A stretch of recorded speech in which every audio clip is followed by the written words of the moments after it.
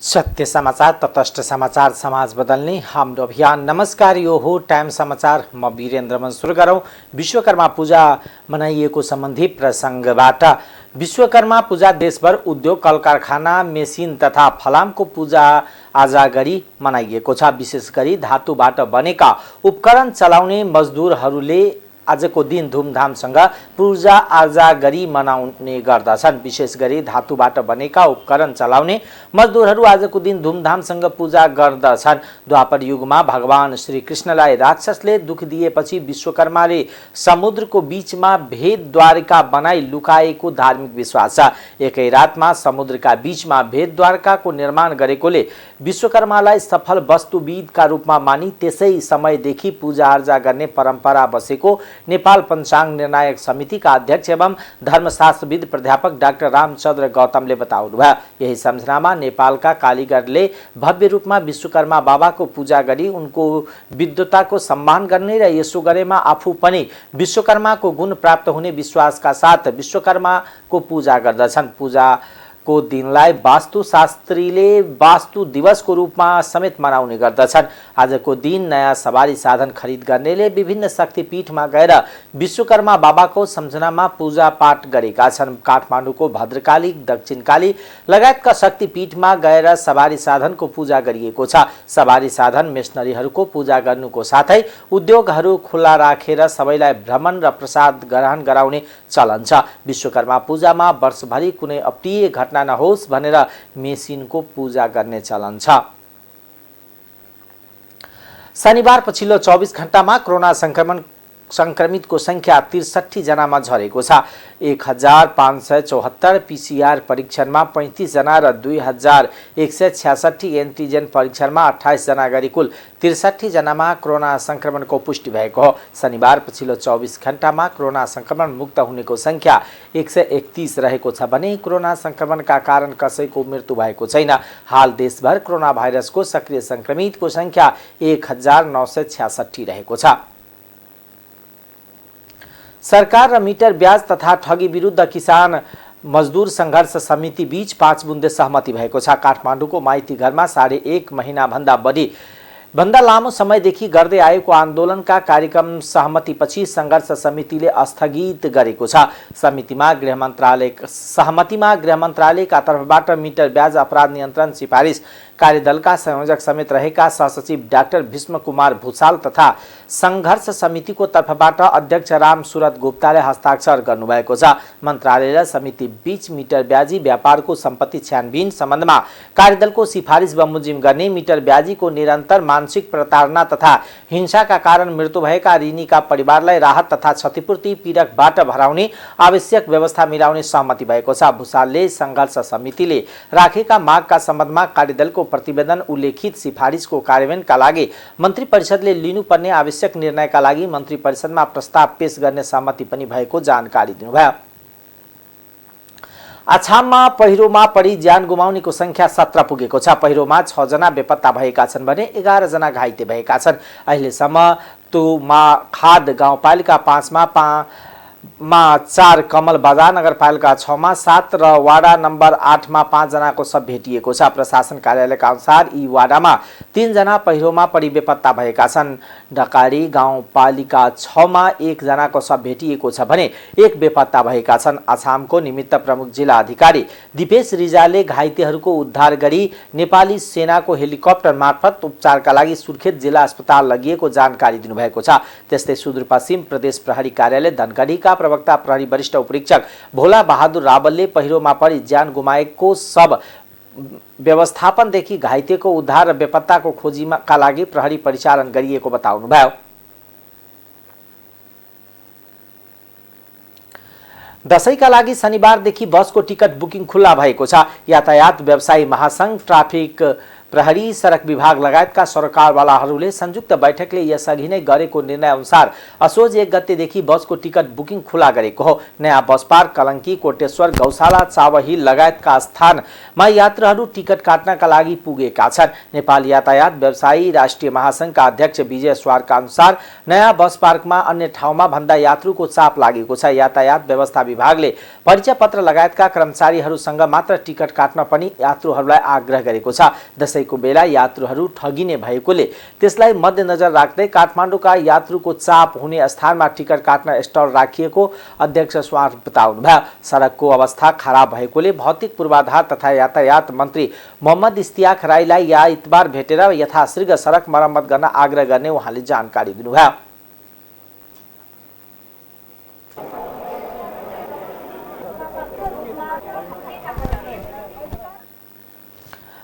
प्रधानमन्त्री शेरबहादुर देउवाले सर्वोच्च अदालतले परमादेशबाट संसद पुनर्स्थापना गरेर न्याय गरेको बताउनु भएको छ। शनिबार प्रतिनिधि सभाको बैठकलाई सम्बोधन गर्दै प्रधानमन्त्री देउवाले सर्वोच्च अदालतको परमादेशबाट विघटित संसद पुनर्स्थापना भएकोले अदालतले न्याय गरेको बताउनुभयो। उहाँले प्रमुख प्रतिपक्षी दलका नेता केपी ओलीतर्फ इङ्गित गर्दै सरकार मात्र होइन संसद पनि परमादेशबाट आएकोले सँगै काम गर्न पाइएको बताउनुभयो। परमादेश नभएको भए सत्ता पक्ष र प्रतिपक्ष सँगै बसेर काम गर्न नपाइने भन्दै परमादेशले भेट गर्ने मौका दिएको बताउनुभयो। प्रधानमन्त्री देउवाले वर्तमान गठबन्धन सरकारले नागरिकता लगायतका धेरै विधेयक पारित गर्न सफल भएको बताउनुभयो।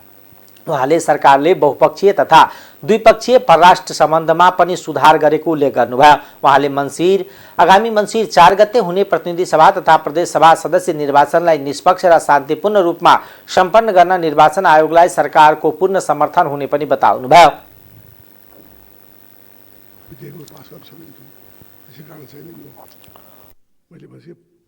परमादेशले चाहिँ हामीलाई भेट गर्ने मौका दिएको छ, यसको लागि पनि चाहिँ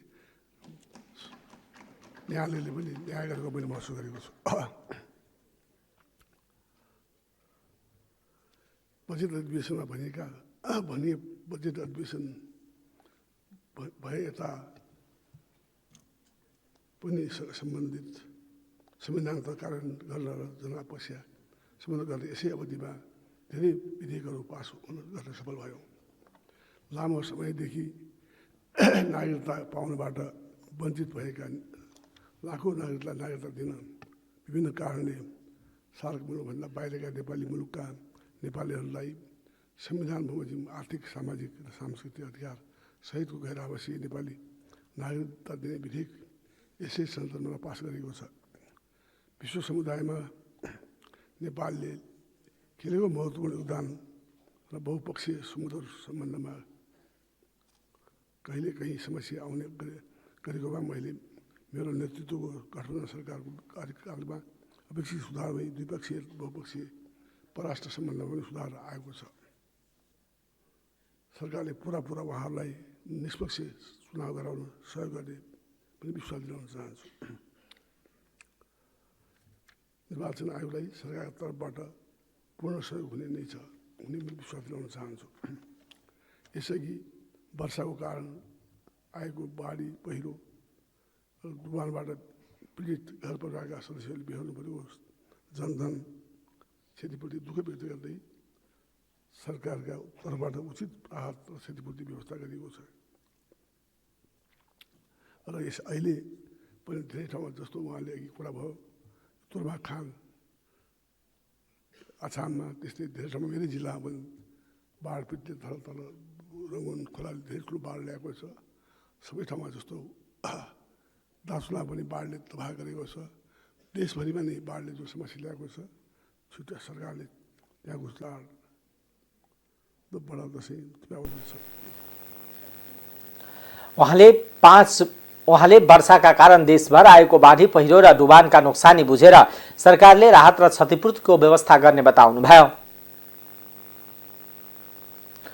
प्रमुख प्रतिपक्षी दल नेकपा एमालेका अध्यक्ष केपी शर्मा ओलीले वर्तमान सरकारको पालामा भ्रष्टाचार समेत बढेको बताउँदै परमादेशबाट बनेको सरकार र गठबन्धनलाई आगामी चुनावमा जनताले देखाइदिने चेतावनी समेत दिनुभएको छ। ओलीले संसदमा सम्बोधन गर्दै आज छुट्टिने बेलामा के कठोर बोली बोल्नु छ र प्रधानमन्त्रीले यसो कुरा उठाउनु भएको भएर मात्र बाटो बिराउला कि भनेर त्यसलाई सही बाटोमा लैजाने मात्र भनेको बताउनु भयो।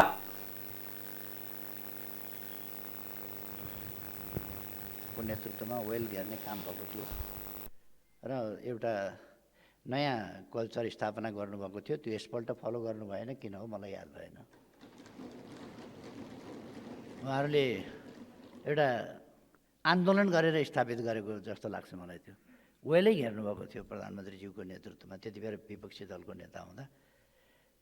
तर मलाई चाहिँ त्यो पछ्याउन पनि मन लागेन। त्यस कारण संविधान जान लागेको त थिएन। प्रतिनिधि सभाको निर्वाचन गत वर्ष वैशाख 17 र 27 गते हुन्थ्यो र नयाँ संसद आउँथ्यो। प्रतिगमन कहाँबाट हुन्थ्यो? यो प्रतिपक्षी दलको नेताले पहिले बोल्न पाउनुपर्छ भनेर वेल गरे जस्तै कुरा हो। यस्ता कुराहरू गर्नु वाञ्छनीय हुँदैन। हाम्रो संविधानको धारा 76 ले कसैको बहुमत आयो भने बहुमत आउँछ, सरकार गठन हुन्छ। भएन भने 76(2) अनुसार अनेक दल मिलेर सरकार गठन गर्छन्। त्यो भएन भने त्यसले पनि 1 महिनाभित्र विश्वासको मत लिनुपर्छ। लिन सकेन भने फेरि 6 महिनाभित्र त चुनाव गर्नु पर्यो। संविधानले त्यो व्यवस्था गरेको छैन। 5 वर्षको भन्ने कहाँ छ? त्यो व्यवस्था गरेको छैन। त्यसकारण यस्तो भ्रमहरू फिजाउने खालका कुराहरू गर्नु वाञ्छनीय हुँदैन भन्ने म ठान्छु। निर्वाचन हुनुलाई, निर्वाचनतर्फ जाने कुरालाई प्रतिगमन भनिँदैन। आवश्यकता अनुसार निर्वाचन भएन र समयभित्र निर्वाचन भएन भने त्यो प्रतिगमन हुन्छ।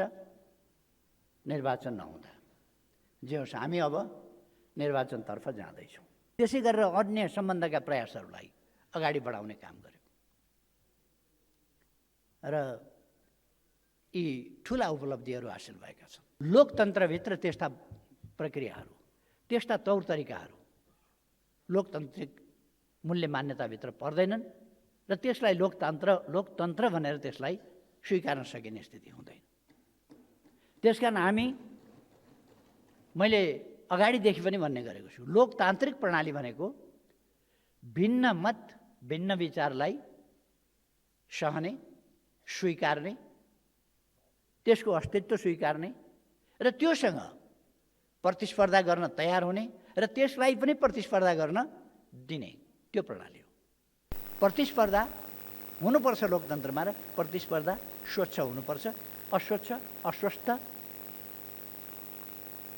प्रतिस्पर्धा अथवा प्रतिस्पर्धाका नाउँमा अवाञ्छित गतिविधि, शान्ति खलबल्याउने कुरा, राज्य सत्तालाई निष्पक्ष राखेर, तटस्थ राखेर कानुन बमोजिम सञ्चालन हुन दिनुपर्ने, गराउनु पर्ने ठाउँमा त्यसको दुरुपयोग गर्ने कुरा लोकतान्त्रिक प्रणाली, पद्धति र जनअपेक्षा अनुसार होइनन्।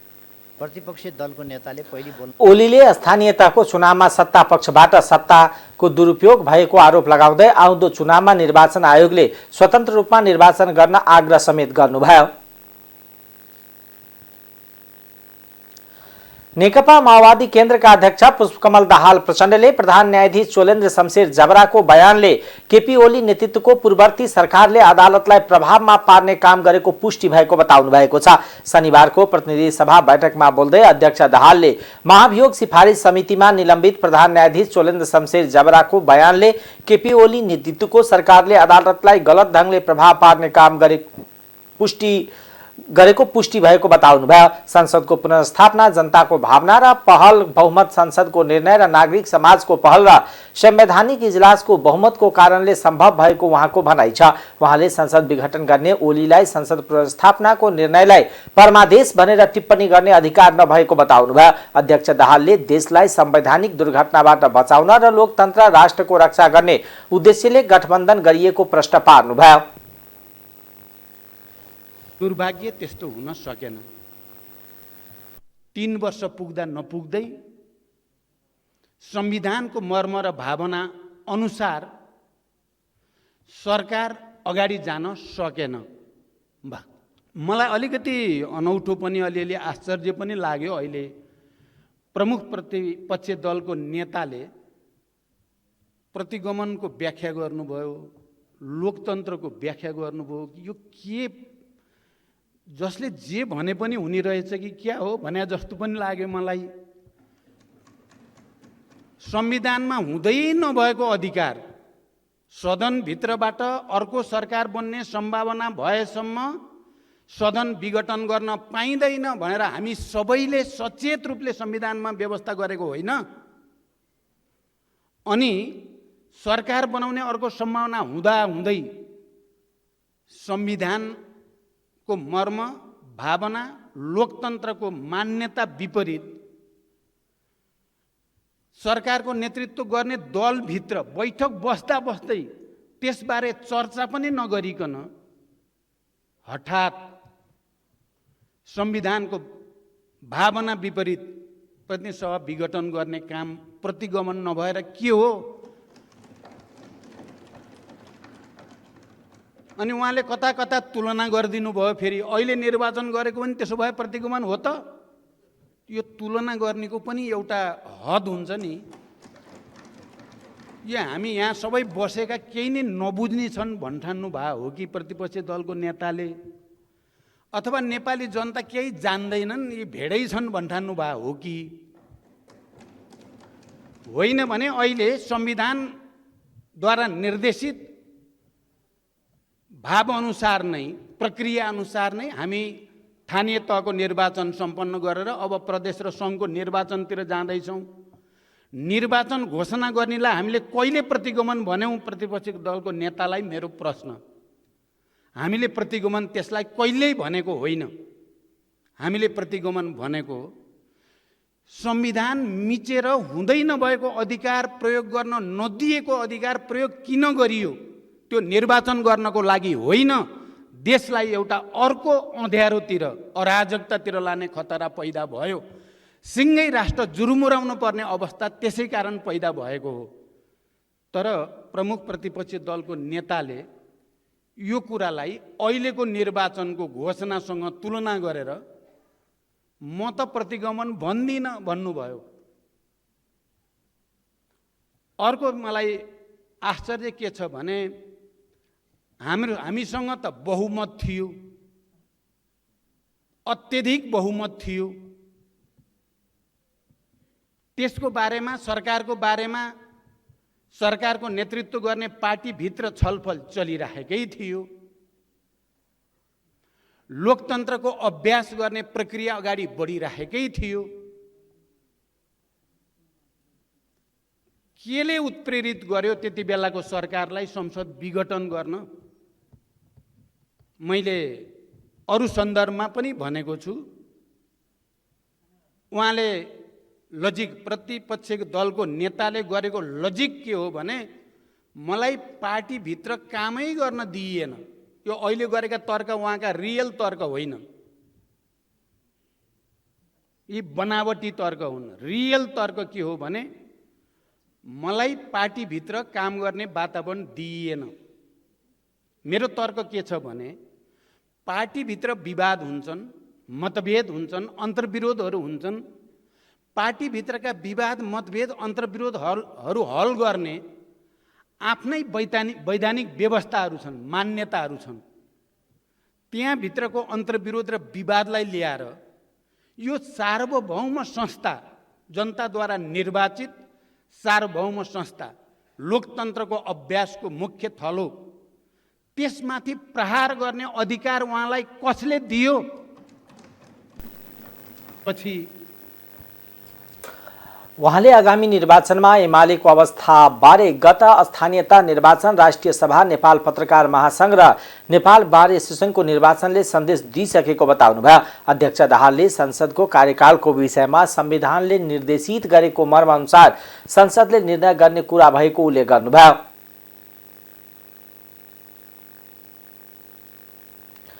नेकपा एमालेका नेता एवं पूर्व उपप्रधानमन्त्री डाक्टर भीम बहादुर रावलले गृह जिल्ला आछामको विभिन्न स्थानमा पहिरो चपेटामा परेकाहरूलाई तत्काल राहत र उद्धारको आवश्यक व्यवस्था मिलाउन सरकारको गम्भीर ध्यानाकर्षण गराउनु भएको छ।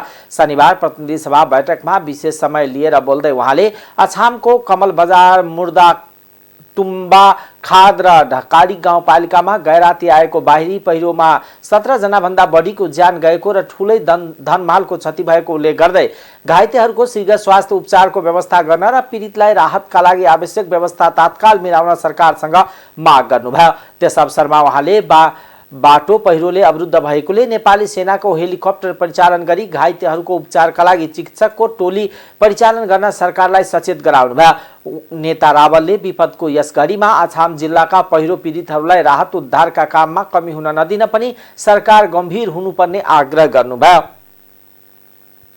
अविरल वर्षा र त्यसपछि आएको पहिरोको कारणले गर्दा अछाम जिल्लाको कमलबजार नगरपालिका, ढकाडी गाउँपालिका र तुर्माखाँद गाउँपालिकामा धेरै ठुलो धनजनको क्षति भएको छ। अहिलेसम्म प्राप्त सूचना अनुसार 16 जना बढी व्यक्तिहरूको हताहत भएको खबर छ त्यहाँको स्थानीय प्रशासनका अनुसार र थुप्रै घरहरू पहिरोमा पुरिएका छन्। कतिपय व्यक्तिहरू अहिलेसम्म पहिरोमै पुरिएको अवस्था छ र त्यहाँ पुग्नको लागि स्थानीय प्रशासन, सशस्त्र प्रहरीहरू र नेपाल प्रहरी त्यहाँ पुग्नको लागि सबै बाटोघाटोहरूमा पहिरोले गर्दा बाटो अवरुद्ध छ। यस सम्बन्धमा बिहान मेरो माननीय गृहमन्त्रीजी र सचिवजीसँग कुरा भएको थियो। गृहमन्त्रीजीले त्यहाँ आदेश गइसकेको कुरा गर्नुभएको छ र अहिले त्यहाँ लत्ता कपडा, भाँडाकुँडा र घाइतेहरूको औषधि उपचारको अत्यन्त ठुलो खाँचो छ। त्यसको लागि म पुनः, यद्यपि बिहान मेरो फोनमा गृहमन्त्रीसँग कुरा भए तापनि म पुनः त्यहाँ जुन प्रकारको प्राकृतिक विपदा आएको छ त्यसलाई एकदमै गम्भीर रूपमा लिएर हेलिकप्टरबाट सामानहरू त्यहाँ पुर्याउने, राहत र उद्धारको कामलाई तदारक सघात गर्ने र चिकित्सकहरू पनि मैले थाहा पाएसम्म मङ्गलसेन अस्पताल र त्यहाँ उपलब्ध जति त्यो अवस्था छ त्यहाँ पनि कतिपय ठाउँमा बाटो अवरुद्ध भएको कारणले गर्दा घाइतेहरू भएको ठाउँ पुग्न धेरै कठिन छ। त्यसकारण हेलिकप्टर पठाउँदाखेरि सेनाको हेलिकप्टरबाट चिकित्सकहरू टोली समेत त्यहाँ पठाइयोस् भन्ने कुरा पनि म माग गर्न चाहन्छु। स्थानीय प्रशासनसँग बुझ्दा राहत र उद्धारको लागि जुन लत्ता कपडा, भाँडाकुँडा जति आवश्यक पर्ने हो त्यहाँ पर्याप्त छैन। त्यसको लागि समेत तत्काल त्यहाँ पठाइएन भने जो व्यक्तिहरू घाइते हुनुभएको छ उहाँहरूलाई पनि त्यसबाट बचाउन धेरै कठिन हुन्छ, किनभने कतिपय ठाउँमा त्यो पहिरोको कारणले बाटो अवरुद्ध भएको हुनाले त्यहाँ सुरक्षाकर्मीहरू पुग्न धेरै कठिनाइ भएको छ। त्यसकारण यस्तो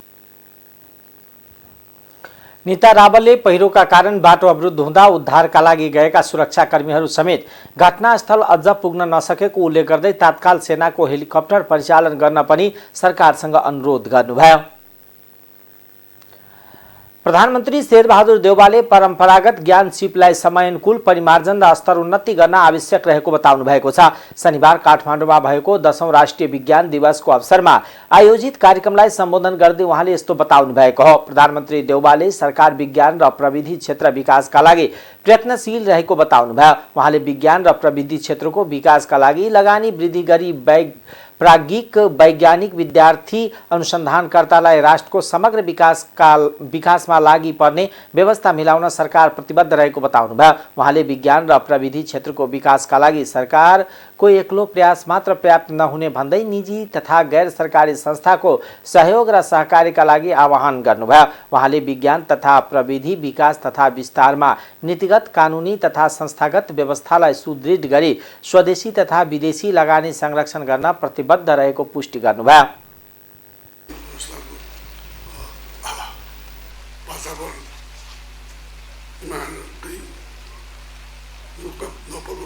सिजनलाई प्रोत्साहित गर्न सरकारले जोड दिँदै आएको छ। सरकारले विज्ञान तथा प्रविधि क्षेत्रको दिगो विकासका लागि मार्गदर्शन गर्न राष्ट्रिय विज्ञान तथा नवोन्मेष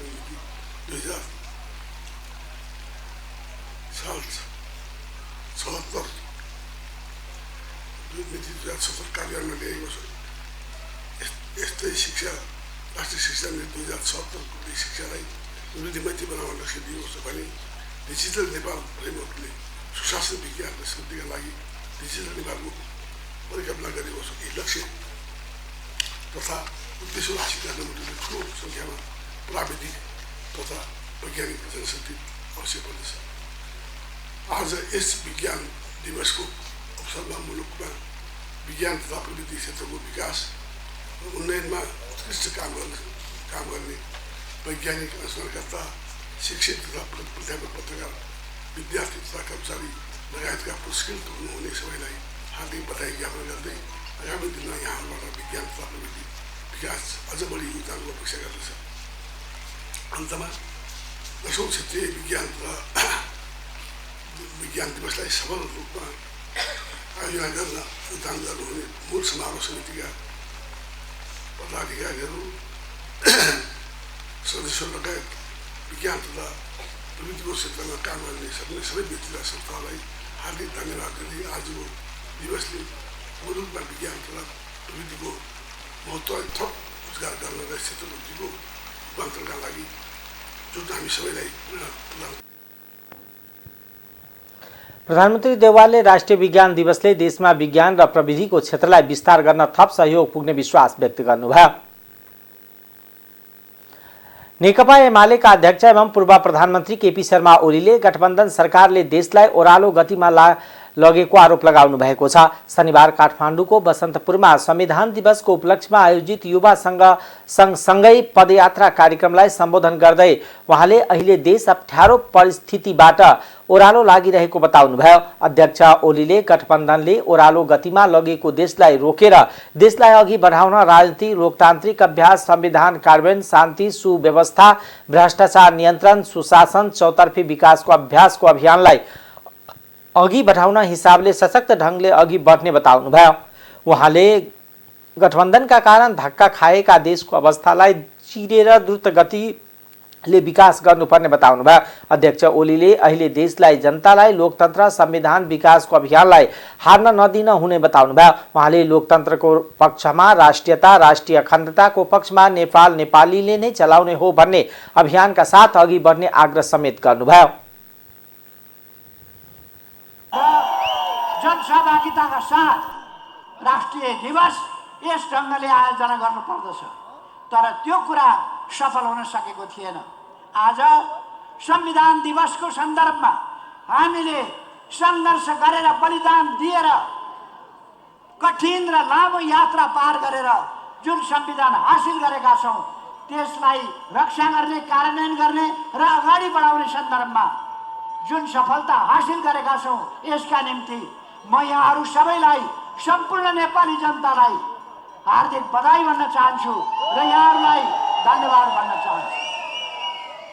नेपालमा साम्प्रदायिक विद्वेष भड्काउन खोज्ने प्रयासहरू भए, नेपालमा विविधतालाई जो हाम्रो सम्पन्नता हो त्यसलाई विद्वेष र कलाको विषय बनाउने कुचेष्टाहरू भए, नेपाललाई द्वन्द्वमा फसाउने कुचेष्टाहरू भए, नेपाललाई लोकतान्त्रिक बाटोमा जान नदिने कुचेष्टाहरू भए र चौतर्फी विकासको अभियानलाई अगाडि बढाउने हिसाबले हामी सशक्त ढङ्गले अगाडि बढ्नेछौँ, प्रभावकारी ढङ्गले अगाडि बढ्नेछौँ। यस कुराको फैसलाका लागि अब मङ्सिर 4 गते सङ्घीय संसदको प्रतिनिधि सभाको निर्वाचन र प्रदेशहरूको, सातै प्रदेशको निर्वाचन भइरहेको छ। यति बेला म संक्षिप्तमा भन्न चाहन्छु, यति बेला देशलाई हार्न दिनु हुँदैन, जनतालाई हार्न दिनु हुँदैन, लोकतन्त्रलाई हार्न दिनु हुँदैन, संविधानलाई हार्न दिनु हुँदैन, विकासको अभियानलाई हार्न दिनु हुँदैन। एकछिन धक्का खाएको होला, तर यस धक्कालाई चिरेर हामीले सम्पूर्ण क्षेत्रलाई फेरि द्रुत गतिले अगाडि बढाउनु पर्नेछ। संविधान दिवसलाई राष्ट्रिय दिवसका रूपमा मनाउन नेकपा एमाले काठमाडौँमा बृहत पदयात्रा सुरु गरेको हो। पदयात्रा बिहान 7 बजेबाट उपत्यका, बानेश्वर, मैतीदेवी, ल्यान्चौर, कालीमाटी, ललितपुरको कुपनडोलबाट सुरु भएको थियो। नेकपा माओवादी केन्द्रका अध्यक्ष पुष्पकमल दाहालले अध्यात्मवादलाई अन्धविश्वास र अज्ञानताको संज्ञा दिनुभएको छ।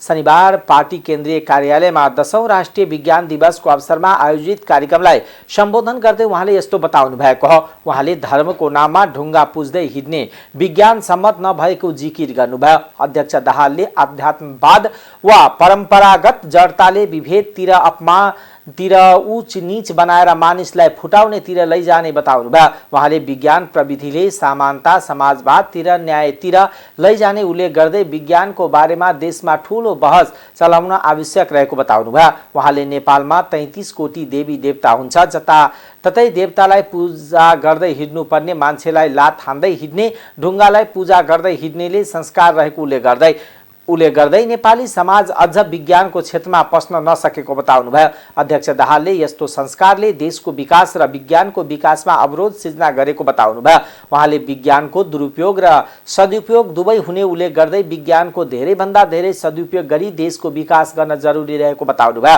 उहाँले सही विचारलाई बोकेर विज्ञानको प्रचार प्रसार र प्रयोग गर्न सके जनताको विकासलाई सहयोग पुग्ने बताउनुभयो।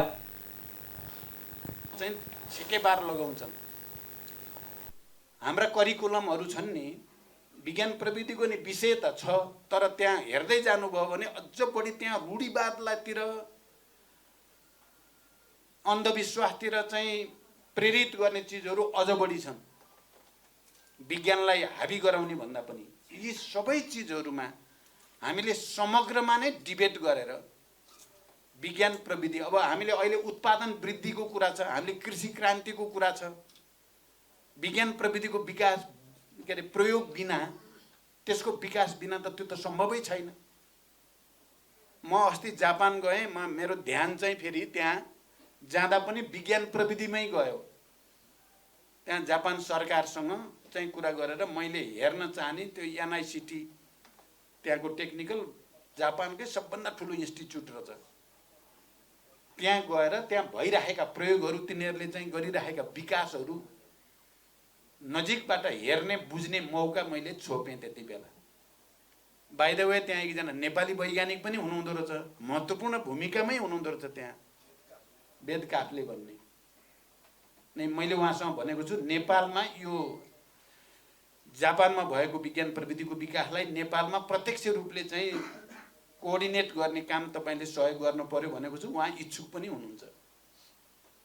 माने यी सबैतिर हामीले एउटा राम्रो, पहिलो त हाम्रो समाजकै सोचमा परिवर्तन ल्याउने एउटा बहस अन्तर्क्रिया जरुरी छ। विज्ञान प्रविधिले त धनी पनि हेर्दैन, गरिब पनि हेर्दैन, यो पार्टी पनि हेर्दैन, त्यो पार्टी पनि हेर्दैन। आइटी मार्फत कसले गर्छ मुख्य कुरा त्यो हुँदो रहेछ। विज्ञान प्रविधि आफै त कसैको पनि हुँदैन, सबैको हुन्छ त्यो। मैले अघि भने नि विभेद गर्दैन विज्ञान प्रविधिले चाहिँ, तर प्रयोगकर्ताले त्यसलाई चाहिँ दुरुपयोग र सदुपयोग दुईटै गर्छन्। फेरि भयानक दुरुपयोग पनि हुनसक्छ विज्ञान प्रविधि, भयानक सदुपयोग पनि हुनसक्छ। समाज र राष्ट्रको चाहिँ समृद्धिको एउटा माध्यम, ठुलो माध्यम यो हुन्छ भन्ने पनि प्रमाणित छ। र यसले अझ भयानक चाहिँ विभेद पैदा गर्नको लागि दुरुपयोग पनि गर्न सक्छन् मान्छेले। त्यसो भएर हामी सही कन्टेन्ट सहित त्यसको वितरण र प्रचार पनि सही तरिकाले गर्यौं भने फेरि विज्ञान प्रविधि। अध्यक्ष दाहालले देश विकासका लागि सबैले आफ्नो सोचाइ र हेराइको दृष्टिकोणलाई बदल्न वैज्ञानिक छलफल गर्न आवश्यक रहेको बताउनुभयो। संस्कृति पर्यटन तथा नागरिक उड्डयन मन्त्री जीवनराम श्रेष्ठले जात्रा पर्व धर्म संस्कृति राज्यको सम्पत्ति रहेको भन्दै त्यसको संरक्षण गर्नु सबैको साझा दायित्व रहेको बताउनुभयो। नरदेवी श्वेतकाली मन्दिरको उद्घाटन समारोहमा मन्त्री श्रेष्ठले कला संस्कृतिको संरक्षण नगरेसम्म मुलुकमा आर्थिक रूपान्तरण हुन नसक्ने बताउनुभयो। देश विकासको मुख्य आधार नै पर्यटन रहेकोले पर्यटनसँग जोडिएका सम्पदाको संरक्षण गर्नु आजको आवश्यकता रहेको बताउनुभयो।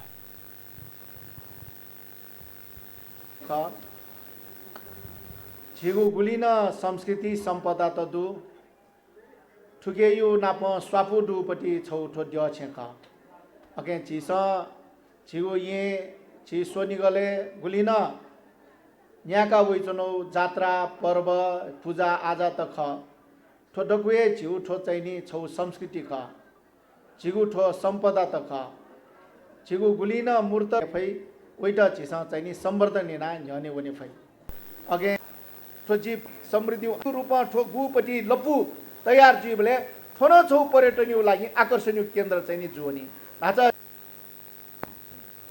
कार्यक्रममा काठमाडौँ महानगरपालिकाका प्रमुख बालेन्द्र शाहले 2072 सालको भूकम्पका कारण क्षति भएका सबै ऐतिहासिक सम्पदाको पुनर्निर्माणको काम सक्दो छिटो गर्नुपर्ने बताउनुभयो। पुनर्निर्माणका क्रममा भएका कमजोरी आगामी दिनमा त्यसलाई सच्याए आफू तयार रहेको उहाँको भनाइ थियो। उपप्रमुख सुनिता डङ्गोलले सम्पदा संरक्षणका लागि महानगर तर्फबाट कुनै कसर बाँकी नराख्ने बताउनुभयो। भन्न चाहन्छु र आज निकै खुसी लागेको छ। यो मेरो बाल्यकाल भएको ठाउँ यहाँनिर अघि हामी भित्र पनि गएको थियौँ, हामी बसेको क्वार्टरहरूमा।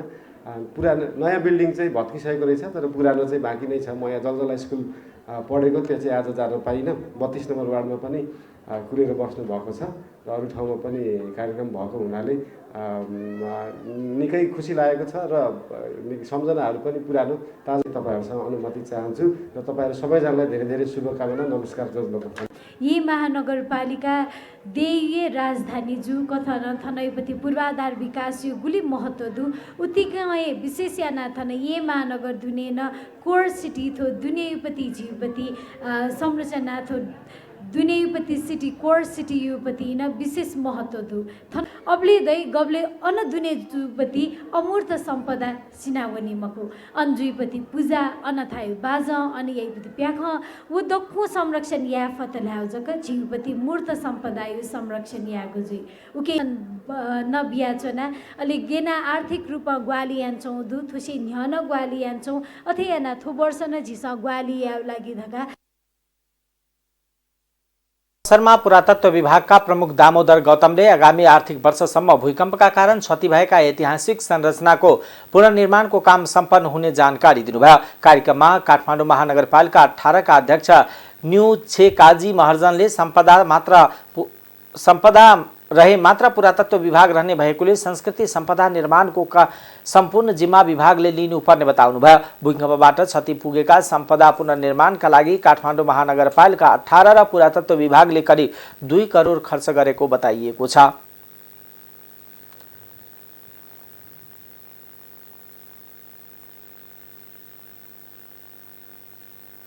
अब आर्थिक समाचार।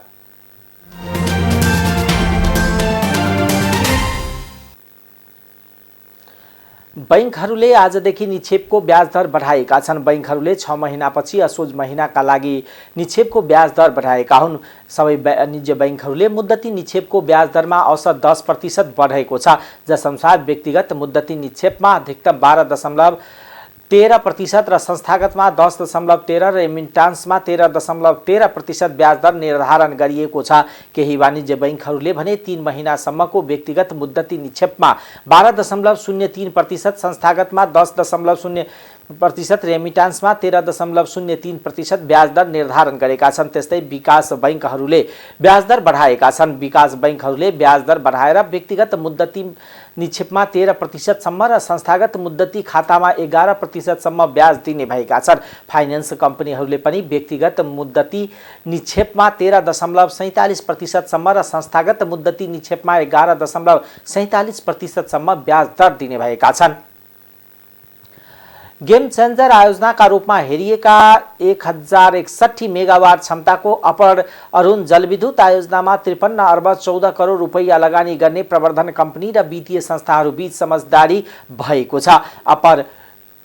अपर अरुण आयोजनामा आवश्यक पर्ने कुल ऋण मध्ये नेपाली ऋण करिब 53 अर्ब रुपैयाँ नेपालकै वित्तीय संस्थाहरूले लगानी गर्ने भए गरी समझदारी भएको हो। ऊर्जा मन्त्री पम्फा भूषालको उपस्थितिमा भएको समझदारी अनुसार अब विश्व बैंक सहित नेपाली वाणिज्य बैंकहरूमा नेपाल बैंक, राष्ट्रिय वाणिज्य बैंक र नागरिक लगानी कोषले उक्त आयोजनामा लगानी गर्नेछन्। एमओयूमा hydro electricity development company limited का प्रमुख कार्यकारी अधिकृत अर्जुन कुमार गौतम, नेपाल विद्युत प्राधिकरणका कार्यकारी निर्देशक कुलमान घिसिङ, नेपाल बैंकका सीईओ कृष्ण बहादुर अधिकारी र अपर अरुण हाइड्रो इलेक्ट्रिसिटी कम्पनी लिमिटेडका प्रबन्ध सञ्चालक फर्नेन्द्र जोशीले हस्ताक्षर गर्नुभएको छ।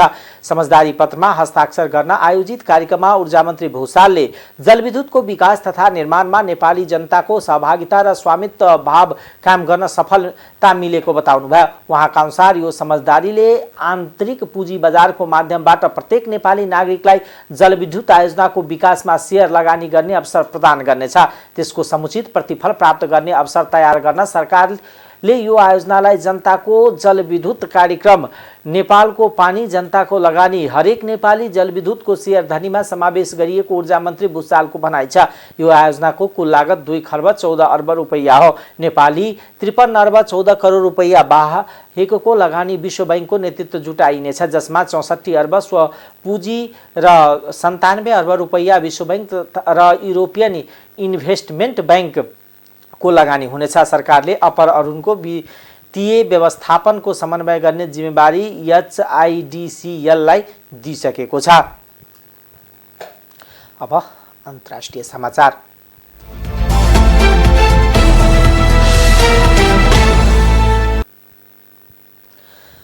रुसका राष्ट्रपति व्लादिमिर पुतिन र भारतीय प्रधानमन्त्री नरेन्द्र मोदीले यो युद्धका लागि उचित समय नभएको बताउनु भएको छ। रुसको युक्रेनमा आक्रमण सुरु गरेपछि उज्बेकिस्तानको समकन्दमा भएको पहिलो भेटमा मोदीले पुतिनलाई आजको समय युद्धका लागि